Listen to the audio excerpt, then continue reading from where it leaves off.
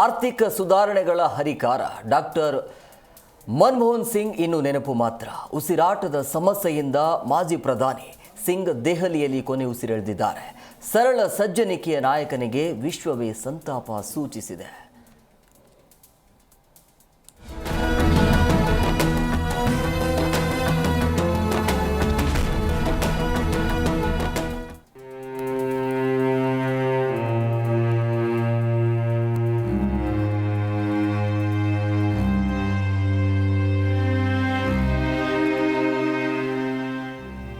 ಮನಮೋಹನ್ ಸಿಂಗ್ ಈ ಹೆಸರು ಕಿವಿಗೆ ಬಿದ್ದ ತಕ್ಷಣ ನೆನಪಿಗೆ ಬರುವುದು ಅವರ ಸರಳತನ. ಆರ್ಥಿಕತೆ ವಿಚಾರದಲ್ಲಿ ಅವರಿಗೆ ಇದ್ದ ಪಾಂಡಿತ್ಯ, ಅವರ ಅಧಿಕಾರಾವಧಿಯಲ್ಲಿ ಮಾಡಿದ ನೂರಾರು ಸಾಧನೆಗಳು. ಕೇಂದ್ರ ಹಣಕಾಸು ಸಚಿವರಾಗಿ, ಆರ್ಬಿಐ ಗವರ್ನರ್ ಆಗಿ, ಆರ್ಥಿಕ ಸಲಹೆಗಾರರಾಗಿ, ರಾಜ್ಯಸಭೆಯ ಪ್ರತಿಪಕ್ಷ ನಾಯಕರಾಗಿ, ಪ್ರಧಾನಿಗಳಾಗಿ ಅನೇಕ ಹುದ್ದೆಗಳಲ್ಲಿ ರಾಷ್ಟ್ರ ಸೇವೆ ಸಲ್ಲಿಸಿದ ಮನಮೋಹನ್ ಸಿಂಗ್ ನಮ್ಮನ್ನೆಲ್ಲ ಅಗಲಿದ್ದಾರೆ. ಮಾಜಿ ಪ್ರಧಾನಿ ಮನಮೋಹನ್ ಸಿಂಗ್ ವಿಧಿವಶ. ದೆಹಲಿಯ ಏಮ್ಸ್ ಆಸ್ಪತ್ರೆಯಲ್ಲಿ ಕೊನೆಯುಸಿರು. 92 ವರ್ಷದ ಜೀವನ ಮುಗಿಸಿದ ಆರ್ಥಿಕ ಹರಿಕಾರ.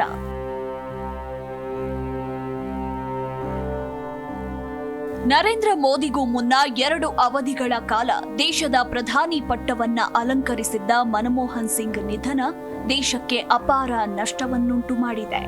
ವಯೋಸಹಜ ಕಾಯಿಲೆಯಿಂದ ಬಳಲುತ್ತಿದ್ದ 92 ವರ್ಷದ ಮನಮೋಹನ್ ಸಿಂಗ್ ದೆಹಲಿಯ ಏಮ್ಸ್ ಆಸ್ಪತ್ರೆಯಲ್ಲಿ ಕೊನೆಯುಸಿರೆಳೆದಿದ್ದಾರೆ. ಏಮ್ಸ್ ಆಸ್ಪತ್ರೆಯಲ್ಲಿ ಮನಮೋಹನ್ ಸಿಂಗ್ ಅವರಿಗೆ ತುರ್ತು ನಿಗಾ ಘಟಕದಲ್ಲಿ ಚಿಕಿತ್ಸೆ ನೀಡಲಾಗಿತ್ತು. ಆದರೆ ಚಿಕಿತ್ಸೆ ಫಲಕಾರಿಯಾಗದೆ ನಿನ್ನೆ ರಾತ್ರಿ 9:51ಕ್ಕೆ ಅವರು ನಿಧನರಾಗಿದ್ದಾರೆ.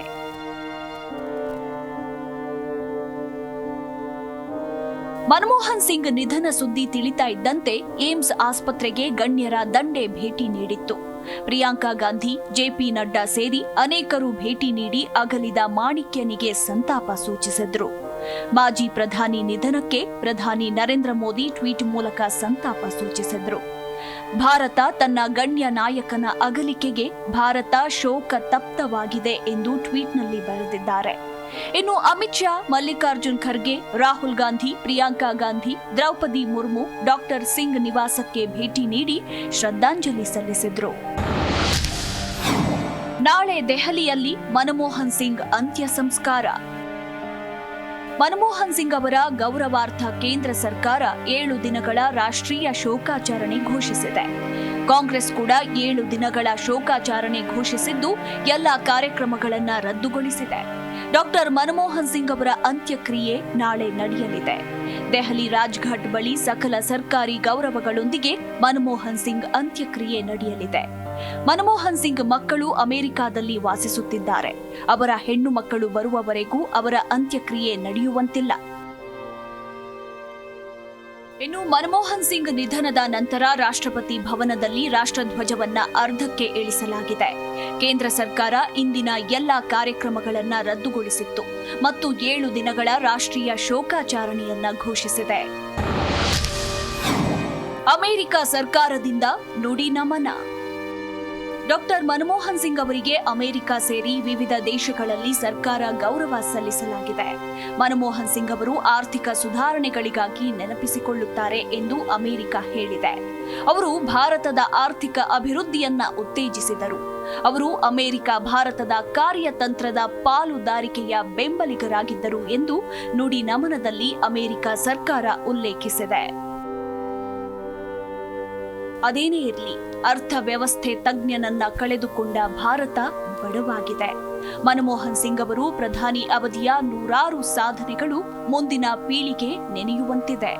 ರಾಜಕೀಯ ಲೋಕಕ್ಕೆ ಹೊಸ ದಾರಿ ನೀಡಿದ ನಾಯಕನಿಗೆ ನಮ್ಮದೊಂದು ನಮನ.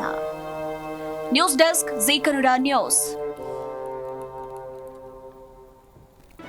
ಜೀ ಕನ್ನಡ ನ್ಯೂಸ್ ಈಗ ನಿಮ್ಮ ಮನೆಯಲ್ಲೇ ನೋಡಿ.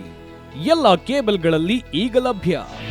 ನಿಮ್ಮ ನೆಚ್ಚಿನ ಜೀ ಕನ್ನಡ ನ್ಯೂಸ್ ಈಗ ಸನ್ ಡೈರೆಕ್ಟ್ ನಲ್ಲಿ number 292, Tata play number 1664, Jio TV number 1334, NXT digital number 30, N cable number 30, city networks 51, U digital number 162, GTPL number 17, Rockline telecommunications number 42, Shri Basaveshwara cable number 168, rural cable network 60, Vinayaka digital 57, Abhishek cable 821, city channel 53, Siddeshwara cable network 57, V4 digital Infotech 628, ಸೂರ್ಯ digital networks 53, Gajanan digital number 836, Malnad infotech private limited number